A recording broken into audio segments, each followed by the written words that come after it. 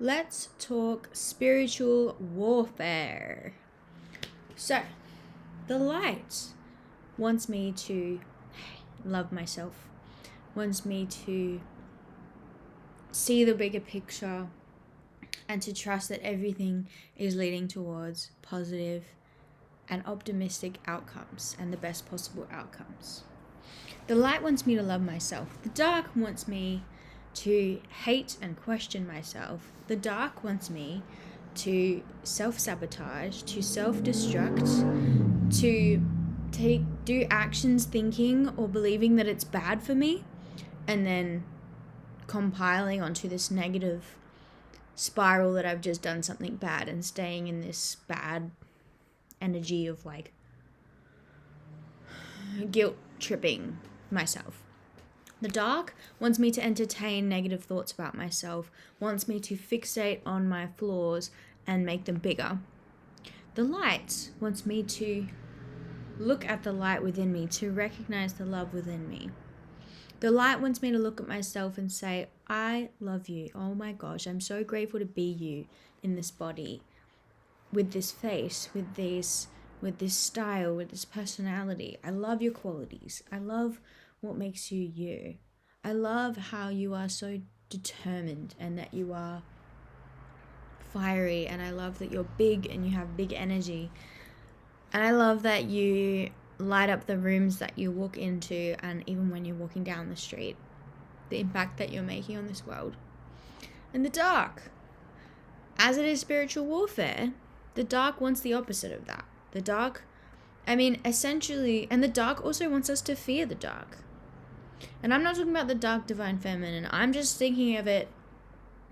My brain is comprehending and conceptualizing how to not fear the dark or fear demons or fear demonic influence in this world, and instead look at it from a black and white lens of like, the light wants this, the dark wants this.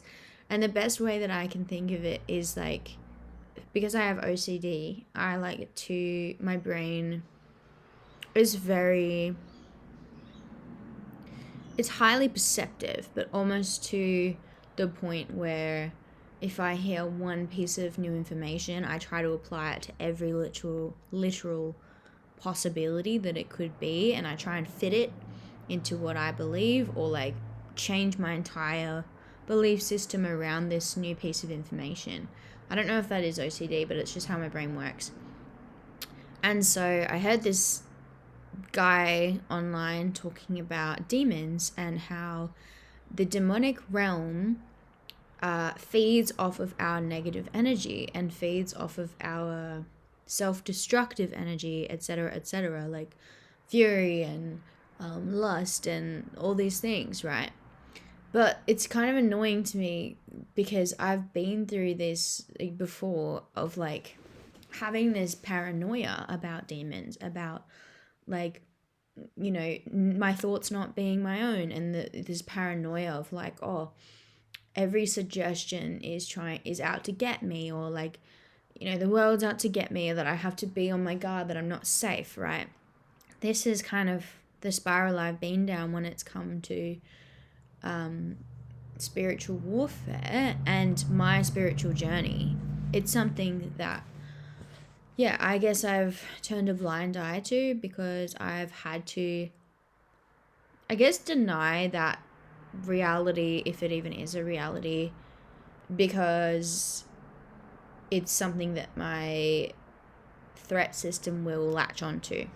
So, going back to the original thing, is that I'm sure, like, I have in the past struggled with that. So the best way for me to conceptualize and understand and to stay on track and to not get too distracted by, you know, being reminded of the demonic realm and influence on this planet, is that I can look at it from a lens of, what does the light want me to do? What does the good want me to do? And what does the bad want me to do? And trying to make decisions based on that, as opposed to thinking, you know, having a thought to smoke a cigarette and being like, it's a demon. you know? So, yeah. I mean, in the higher realms as well, even higher, if you go even above the division and the polarity of good versus bad, light versus dark, angels versus demons, there is a higher perspective even that every single thing that's happening, whether you do have or don't have demonic influence in your life, or entity attachments, or even generational entity interference, regardless of whether you have that or not, there is a divine purpose for all of it, and it's not truly harmful to you. Like, it's not truly harmful because it hasn't killed you. So yeah, maybe they are hanging around like leeches for some people, waiting for you to do something that creates energy for them to feed off. Like, maybe that's a possibility, but it's also a possibility that you are on a divine path, and that all the dark forces, all demonic systems or attachments or influence, all of that is ultimately waking you up on the highest levels. Like, it's like the adversary in the story that makes the hero.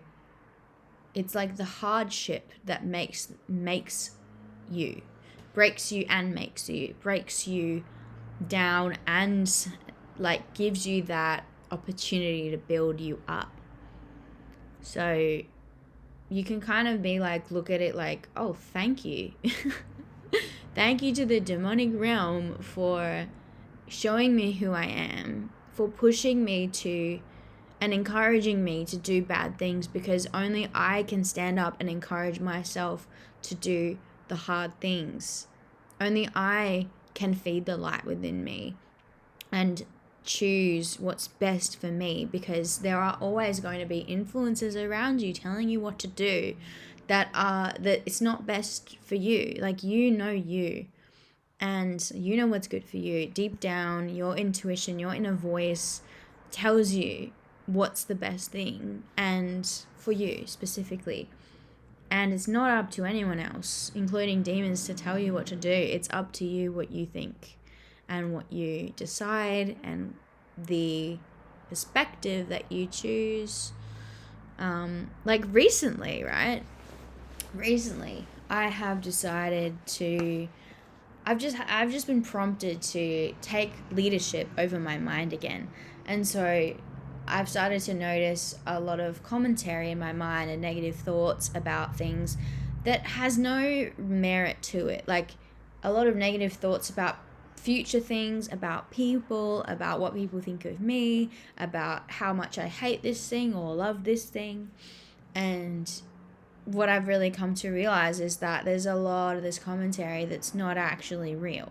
And there's a lot of this commentary that isn't helpful and isn't true and does not help me, because when I want to say I want to do something, and then my mind's like, oh, but da da da da da, and gives me this negative commentary, it's like I in the past take that on and just believe that that's, believe it to be gospel, and listening to my mind over like my spirit, I guess, like me wanting to go in this direction, then having this negative commentary that's come from the contents of my mind, not my mind itself, but it's like the discouragement, the conditioning, whatever it is, that comes in to try to give me an opinion on that, even though this is the direction I want to go in. So my job in this situation, this scenario, has been to pretty much go around that and be like, nah, I'm gonna do it,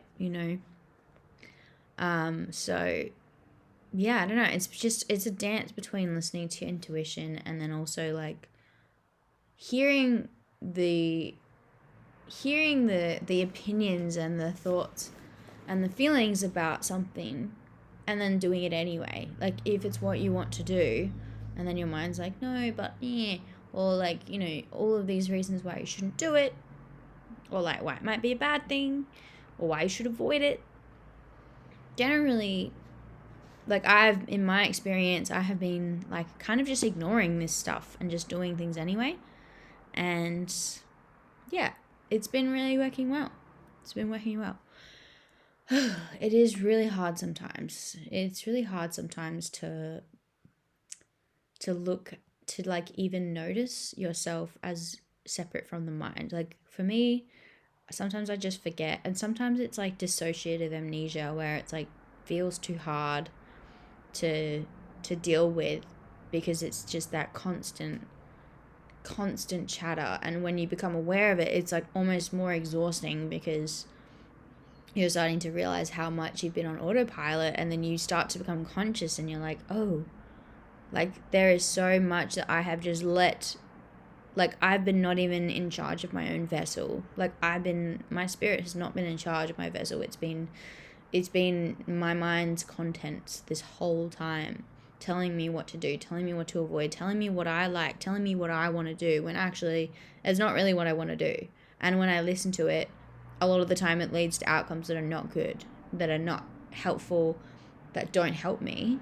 And that's where we come back to the light versus dark. Like if you are listening to the light within you rather than the dark, and rather than the discouragement, and listening to that encouragement, listening to that growth that wants to be birthed through you, and that pretty much freedom that you have in this life to be able to do with your free will whatever you choose, and including being appreciative and grateful and loving the life around you and creating joy in your life. Like whether it be just through your mindset, like, oh, saying, no, I really like this idea, or I'm really excited about that, or I'm really grateful to be where I am right now.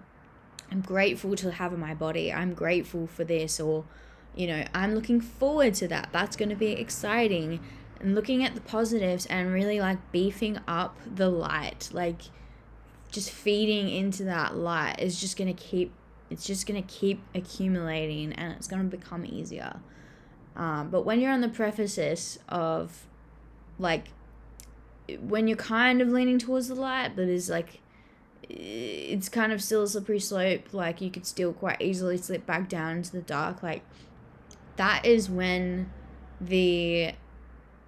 I want to say the demons, your shadow demons, like your own demons, and then the ones, you know, around, and the demonic forces or the darkness in this world will want to bring you back to that dark side, because that's where you can feed their agenda instead of your own.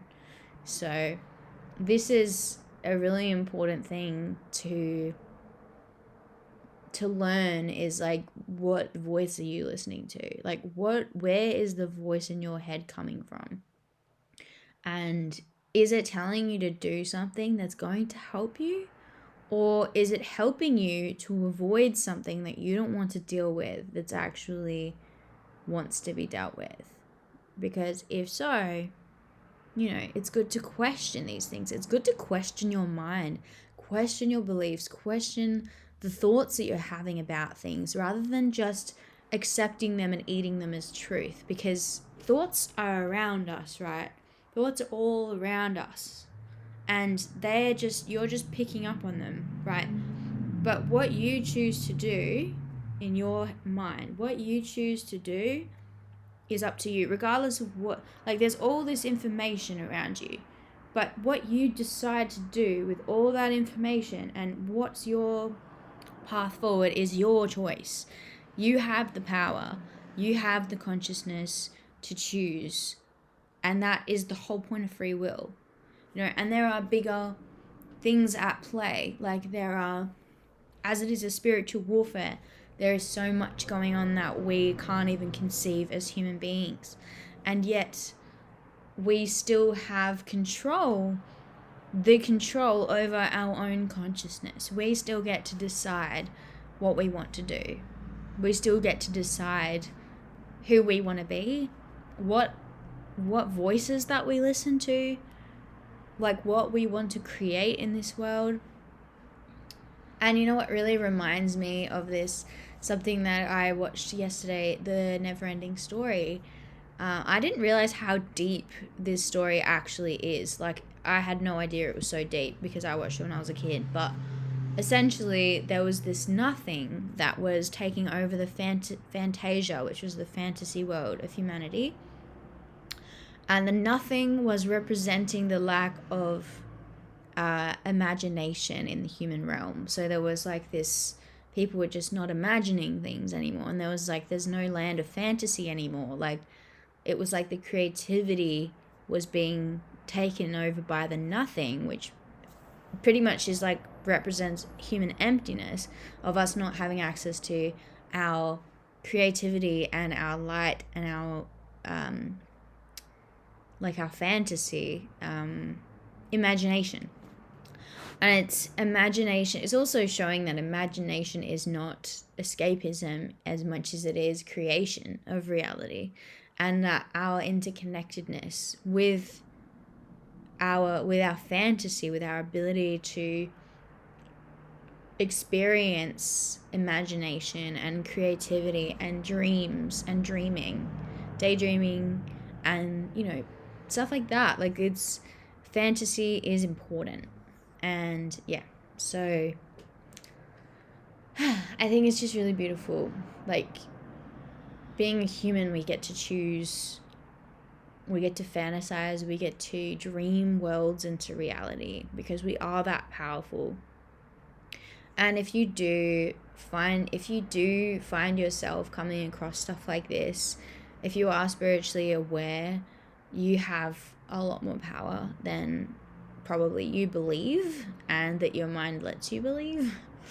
And yeah, it's all within your ability to create positive outcomes in your life and to live in a more light reality, and like to do the things you want to do, like to be the person that you want to be, to act how you want to act, how your favorite version of you would act. So yeah, you get to choose. We do have a choice. We don't listen to that voice in your head. You can listen to it, but don't just take it as truth. This is advice to me as well. It's so important to veto, is that the right word? Veto the thoughts in your head. Like, make them come through a screening process. Be like, is that actually helpful? Is that true? Is that discouraging me from doing the thing that I just said I want to do that lights me up? Is this thing telling me to stay smaller? Is this thing, like, who benefits from this? Who benefits from me making that decision? How am I putting off something by making that decision or by listening to that voice? Is this voice encouraging something good from me or something that's not going to help me? Is it helping me to avoid, or is it helping me to face my things and grow and be courageous? Yeah. So from one Aries to all of humanity, do the hard shit. Don't avoid things. And yeah, feed the light in you. Feed the light. Yes. That's all from me. Have a great week, and I'll see you next time.